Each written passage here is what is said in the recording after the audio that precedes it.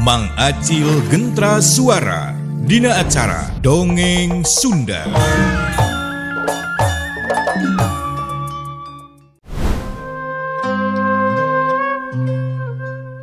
Darman ngaleos harita teh kabelah lande, bangun taya karingrang, lempang anca jiga taya kahariwa. Sanggeus rada jauh, pok Darman teh ngagerentes dina hatena. Ieu aing, lamun make lempang biasa pasti kabulitan manten ye. Kitu ceuk Darman. Bari sakolepat harita teh Darman ninggalkeun eta patempatan. Celeng-celeng kolepat les. Darman lempang ke kolebatan, lamun seug aya nempoeun mah, jiga kalangkang lumpat. Nyaku ayana kitu, Darman harita teh geus anjog ka hareupeun imahna. Kasampak teh aya idon keur diuk dina golodog. Gebeg, idon teh ngagebeg. Sabab jol aya jirim anu ngabelegedeg hareupeunana.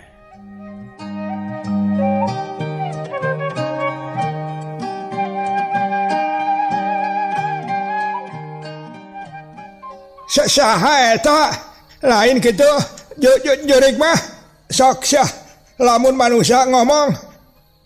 Ari Darman harita teh teu bakal ngadeuketan hayang nyobaan kawarina idon. Teu lila, pok idon teh nyarita deui. Hei, anjeun manusia apa jurik lamun jurik sok ka dieu naon nembongan ka aing lamun manusia jong init. Idon anger melongkeun kanu ngabeleg-beg hideung. Ari Darman masih kene nangtung rada anggang ti imah. Ngahaja teu bakal ngadeuketan. Barang jeung malaweungna idon, sajorelat luncat ka tukangeun idon, tapikeun ka teu sadar yen Darman teh geus aya satukangeun idon. Wus! Punuk idon teh ditiup ku Darman. Barang jeung datang paniup kana punukna. Pok, Darman teh ngomong, sorana digeremkeun ku sora anu mantak handaruan. Kadengena mantak keung tur geueuman. Ditungtungan harita teh ku seuri. Hei manusia, naon anjeun ka dieu? Areueuh jalma di imahna oge. Bariga kana tak-tak idon. Ari idon harita teh kalah muncul ka wanina. Pok nyarita. Hai belis, di mana syah? Jurik ti lebak kitu. Sok nyambogkeun, ulah kalah ka ngaheureyan ka aing syah. Kitu cenah ceuk idon. Ngarasa cukup harita teh Darman ngaheureyan idon. Pok ngomong bari jenggek diuk tukangeun idon. Geus lila di dieu euy. Kitu cenah ceuk Darman. Ngadenge sora Darman geus aya gigireunana. Idon satengah luncat atuh, langsung malikeun awakna. Teu percaya kana datangna eta sora. Teu disangka yen Darman teh geus aya satukangeun manehna. Man, bener eta teh maneh euy. Bener. Idon neges-neges ka Darman harita teh anu can pati jelas. Sabab di imah Darman can nyeungeut damar, ngan ukur ka ciri beleg-belegna wungkul. Nya, ieu uing ya, na teu wawuh kana sorana. Jawab Darman bari jung indit, nuju ka hareupeun panto. Nya sanggeus kitu mah kolotrak, panto teh dibuka. Tuluy nyokot damar, trila damar teh diseungeut bray caang. Harita idon ka ciri keur diuk dina golodog, bari jeung melohok ka manehanana.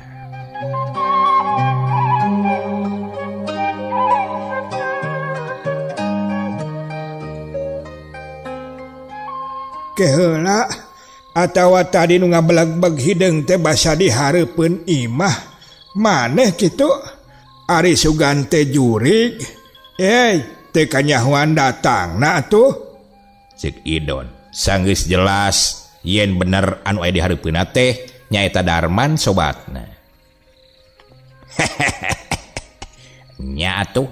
Nah, kawas nu kakara wawuh wae jeung uing. Kitu ceuk Darman. Atuh hayang apal we man. Nya asa heran we man.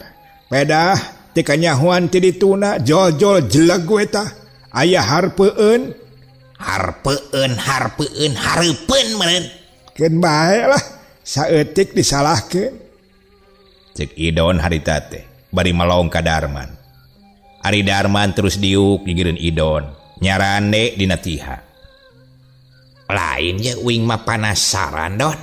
Nah apal wingrek mulang ayeuna geuning didinya jol geus aya di dieu ya, tanya Darman harita teh ka Idon anu masih kene ngahuleng can ngajawab kana pananyana Darman. Teu lila Idon teh nyarita.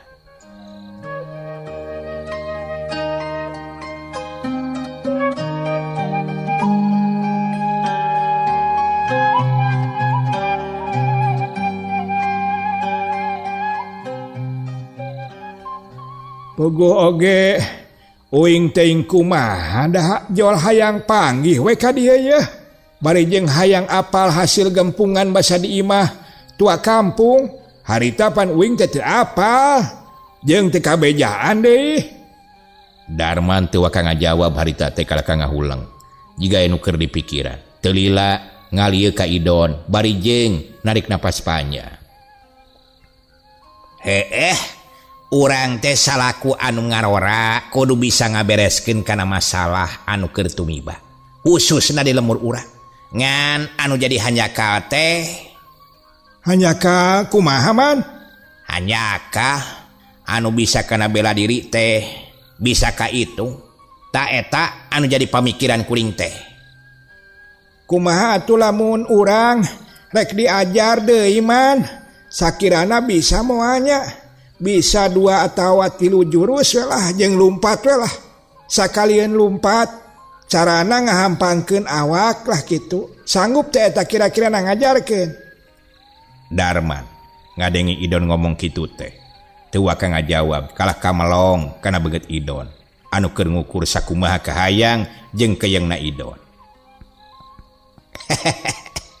Bener maneh eta kahayang teh. Masalah jurus mah lah anu penting apal we heula. Anu lila nama ngolah pernapasan.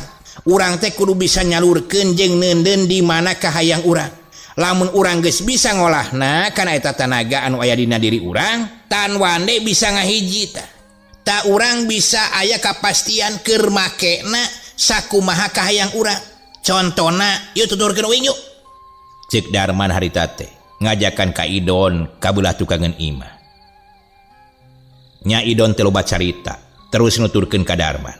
Srog anjau ka hiji tempat anu geus biasa sok dipake latihan ku Darman jeung bapana. Sok Darman teh nunda cempor dina kai da ngahaja di jingjing supaya kacirieun ku Idon. Alah teh, ieu urang di mana man? Urang tah di dinya diukna tah. Sok sila sing merenah tempo wingnya sing jelas ieu ulah kaliwat. Darman harita teh nita ka Idon diuk hareupeun manehanan.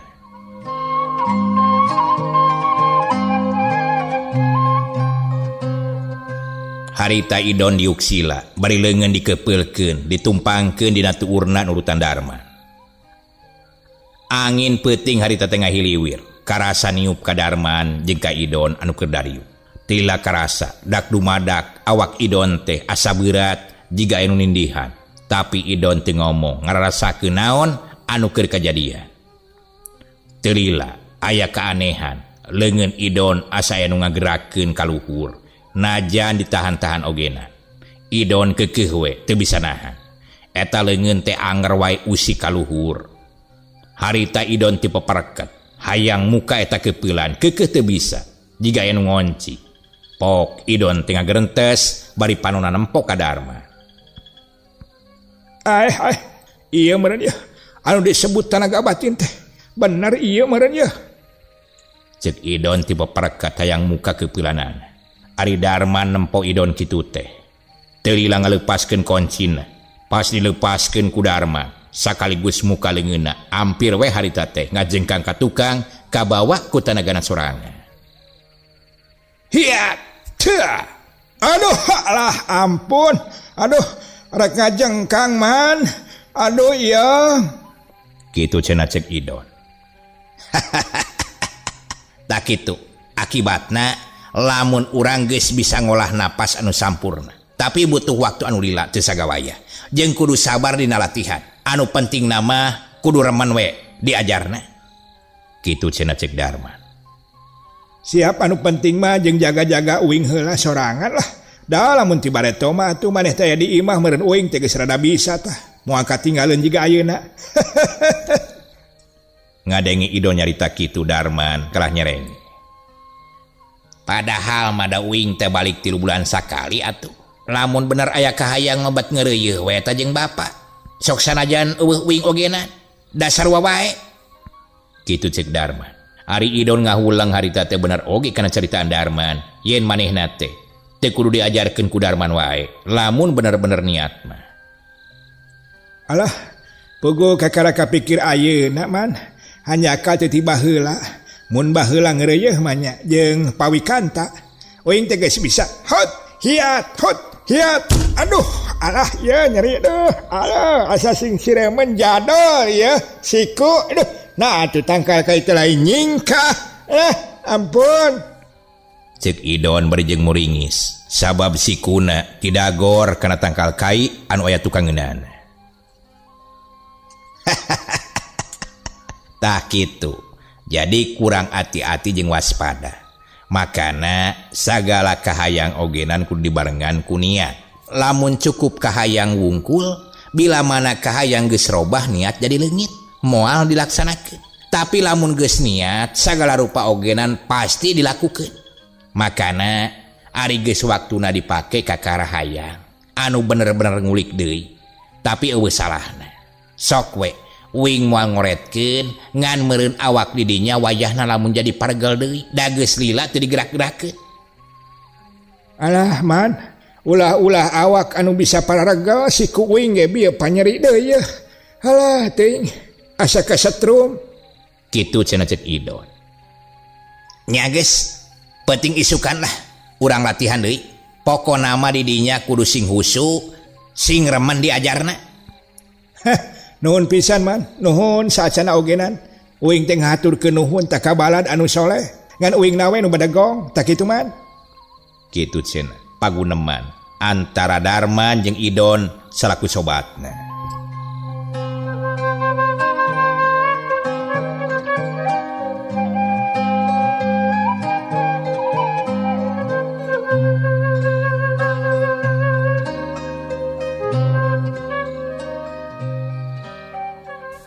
Eta nu tadi teh gerakan-gerakan anu loba dipake jeung ngalawan musuh. Sok apalkeun sakitu we heula. Engke dituluikeun kana olahan pernapasan jeung ngahampangkeun awak supaya bisa luncatan jeung lulumpatan tah lamun seug manggih musuh. Alah, uing oge nganuhunkeun ieu man euy.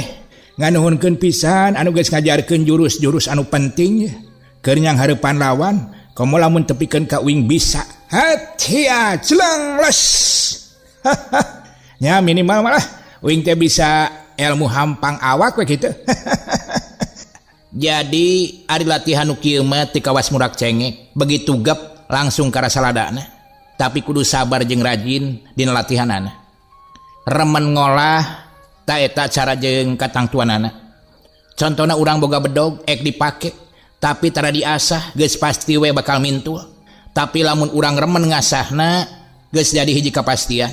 Eta bedog teh bakal sikeut jeung bisa dipake gagawe kitu ta Don.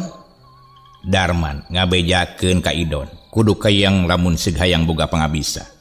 Bisa karena biasa. Lain kedul jeung kebluk, arek aya kabisa kumaha atuh. Lamun seug migawena ka ayan hoream.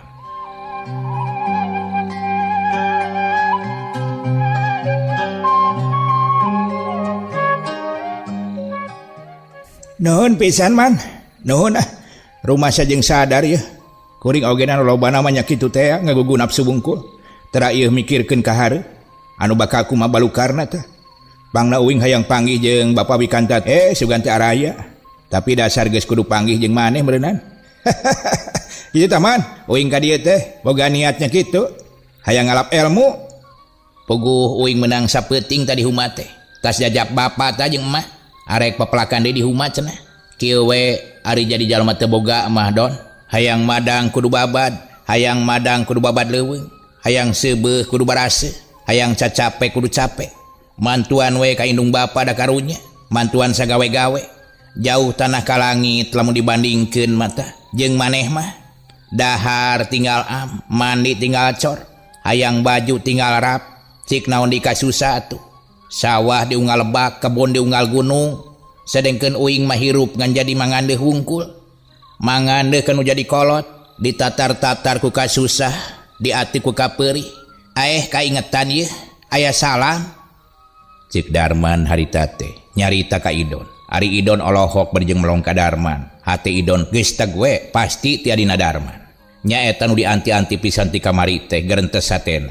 Harita Idon geus teu sabar, hayang ngadenge carita anak-anak. Pok Idon teh nyarita.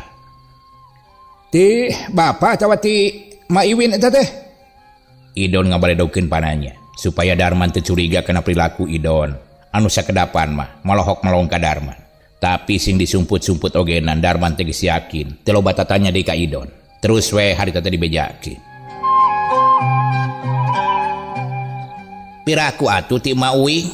Nya anu geus pasti mati adi uing atuh si Nyai.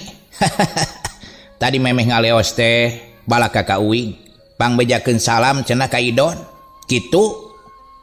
Idon ngadenge kitu mah bunga pacampur jeung era ku Darman anu jadi lanceukna Oci. Lamun teu beurang mah pasti kaciri beungeut Idon teh beureum nahan ka era. Nah cenah kumaha teh man ceuk saha kitu ditambahan cenah geuning. Idon jadi tambah penasaran pedah Darman ngomong gitu. Ari Darman ngaheureuyan ka Idon. Terus seri heula memeh ngomong teh bari jeung melong ka Idon anu bangun penasaran. Ari nu keur bercinta mah salah saeutik ogenan penuh ku rasa curigei. Lah sok kalahkah ngaheureuyan geuning ka uing teh. Kitu ceuk Idon bari jeung melong ka Darman. Ari Darman keukeuh ngaheureuyan harita teh nanyana anu leuwih pikabingungeun Idon.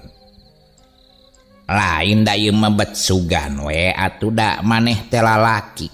Atuh adi uing awewe wajar we atuh aya rasa anu sumarambah dina bayah ngancik dina ati sanubari. Cirina eta teh manusia normal. Uing mah ambek ieu teh. Lamun Oci adi uing bogoh ka awewe sungguh terlalu eta mah. Mun uing nanya maneh anu ek dijawab kumaha. Idon kalah katungkul teu bisa melong kana panon Darman. Idon narik napas jero. Harita rarasaanana dina ngapanana aya nu ngahalangan. Teu bisa ngomong kalah ka ngahulang. Nu aya mah ukur ngagerentes dina hatena. Aduh, naon anu kudu dijawab atuh. Halah, teuing kudu kumaha ngajawabna aing ya. Nah Darman teh nanya kitu ka aing. Kitu cenah cek gerentes hate Idon. Nampo kalakuan Idon kitu jiga nu bingung. Darman mesem ayeuna mah leuleuy ngomongna teh ka Idon. Don. Yeuh geus peuting ek mulang apa rek monok di dieu? Ek mulang jeung atuh geura balik. Mun ek monok tuh samak di juru tuh amparkeun. Tapi da teu boga bantal di uing mah aya 3 siki ogenan kamari di bawah kahuma. Di uing mah ulah disaruakeun jeung di imah manehnya pepeujeuh. Ari jeung simut mah meureun aya sarung soeh-soeh mah. Lumayan we lah tamat tiris. Cik Darman bari ngalungkeun sarung bisi Idon arek ngendong di manehna. Sakalian we rek maturan man. Di dieu ya jeung manehnya. Tapi lamun tiris jeung eueuh bantal hampuranya di dieu mah sakieu kayanana ya. Kitu cik Darman. Harita teu boleh ngabejakeun bisi majar kumaha ku Idon.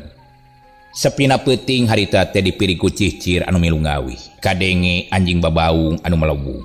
Soragaang milu midangdam kanu keur nyawang pinuh lamunan. Darman jeung Idon pada nyawang kanu anggang. Duana nanang karak bengkang dianggelan kedua dampalingeunna. Panuna melong kana langit imah. Harita tiris karasana hawa asup kana sela-sela bilik anu barolong. Maklum imah Darman mah bilik. Teu jiga ilaharna imah nu sejen.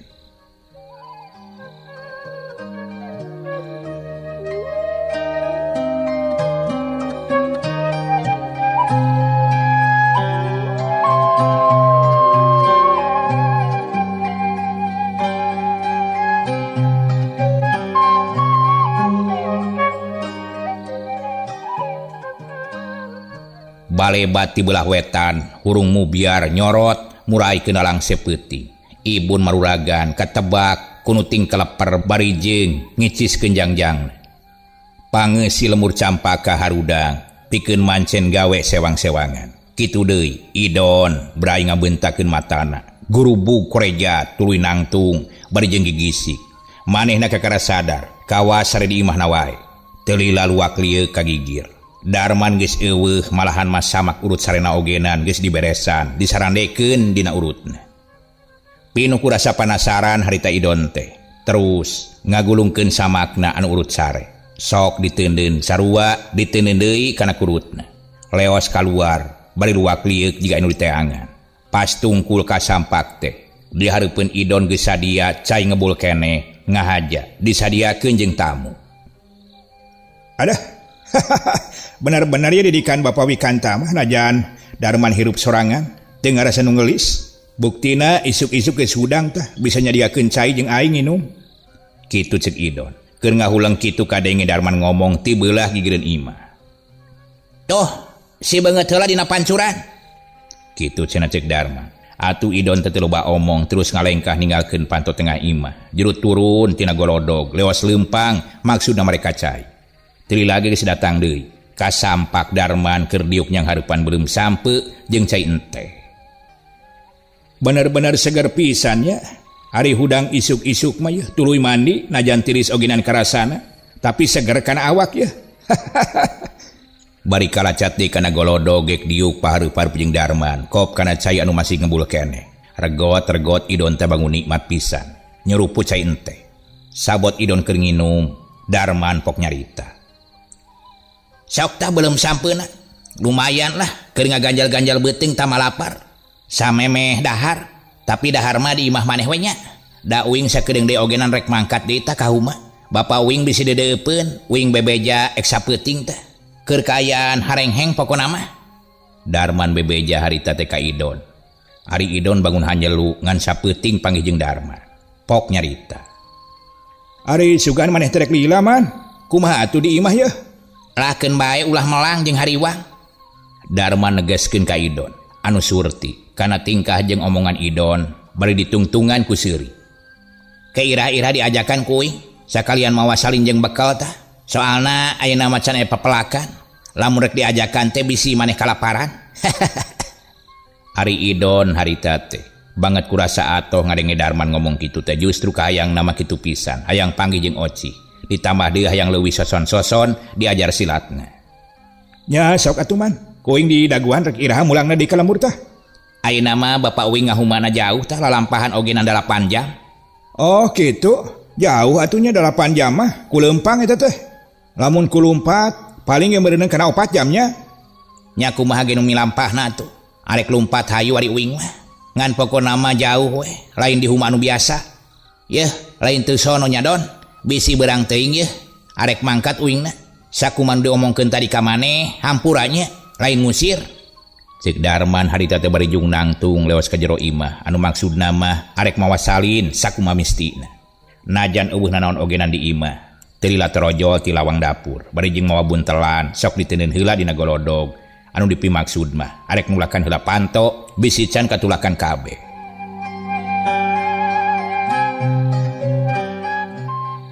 nya sik atuh man kuing di daguan pokona mah nya cik idon teu weleh-weleh ngadaguan beja ti Darman nya siap hayu atuh don kuring mangkat heula assalamualaikum waalaikumsalam kitu cenah cik Darman ditempas ku idon nya ari geus kitu mah Darman teh juru turun tina golodog tuluy ngaleos ninggalkeun imahna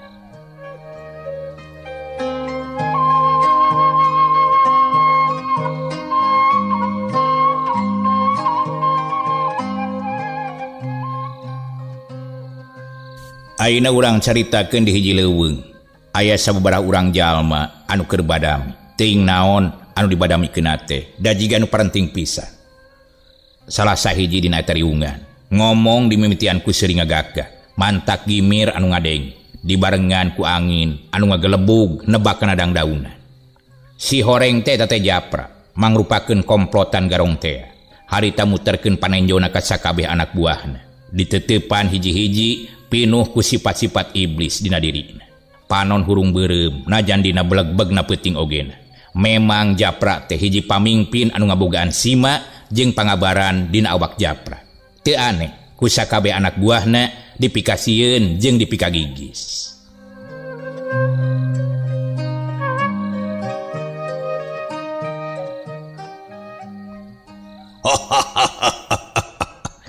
sakabeh balad aing anu geus turut jeung manut cebirkeun ku saria kabeh. Peuting ieu minangka hiji peuting anu geus jadi perhitungan aing. Jeung ngaranjah hiji lemur tah makana ti eta ngaing ngomong ka saria. Hayu urang mantog ti ayeuna keneh pas nepi ka lemur anu rek dijorag ulah loba bacot deui.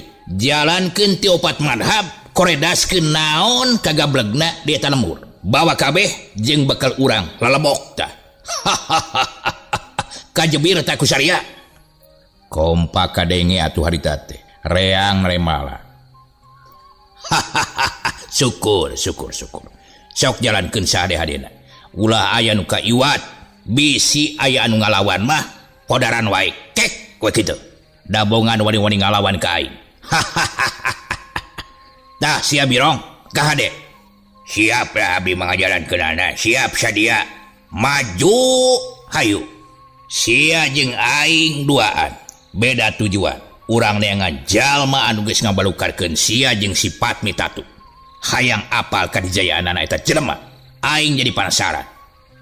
Sia brewok jeung si Sarkoni katut si Patmi sok jorag eta lemur.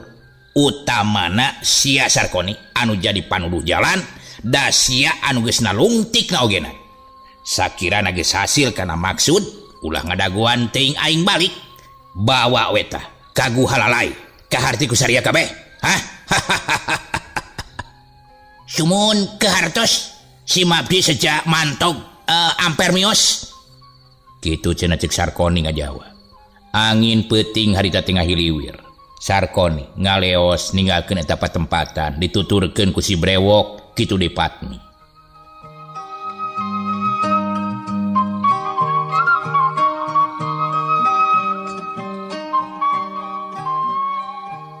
Juringkang kolebat celang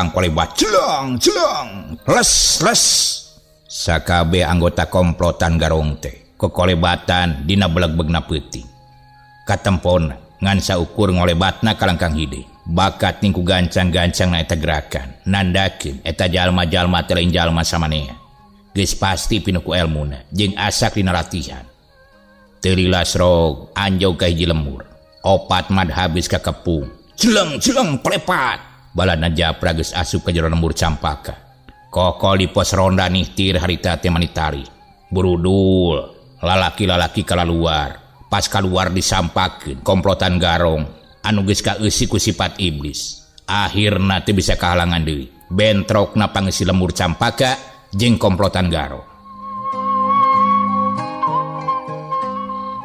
Harita simpena peuting kaganti kuting gorowokna sora anu keur tarung pakarang ting belentrang sora bedog diadu. Harita kadeng gorowokna pangeusi lemur nambah gempeur ka sararea keung kadengena di hiji imah harita anu buruanana lega kasampak si brewok jeung Sarkoni keur nyang hareupan tua kampung. Pok Sarkoni teh ngomong bari jeung gobangna ditujukeun kamarna.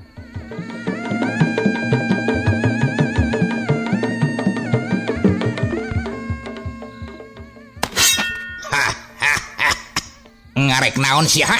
Tuh deuleu tuh. Sia wani-wani ngelawan ke aing? Gayang modar saja, hayang modar.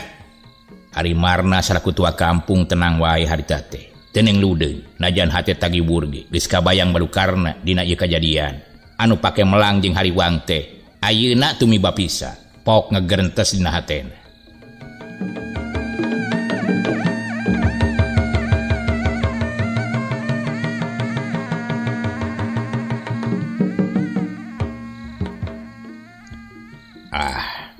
Benar ieu mah ieu. Lain sato wungkul di padognana teh, tapi ieu mangaranjah jeung ngajarah ieu. Kana sagala rupa. Kitu cek gerentesna hate tua kampung. Nampo tua kampung kalah ka ngahulang Pok Sarkoni teh nyarita deui. Wedan sia, manusia goreng dodonges. Kadengen teu aing ngomong, hah? Kadengen teu ku sia. Hei, kisila. Aing moal gimir najan aing modar di daleungeun sia. Aing bakal ngabelaan sakuat tenaga ka urang lemur ieu. Sok maju sia. Ulah loba bacot. Ngadenge tua kampung nyarita kitu. Si brewok nulak cangkeng atuh. Dasar jelema anu geus kaancikan ku iblis. teu boga rasa kamanusiaan jeung teu boga tata krama pok si brewok teh nyarita.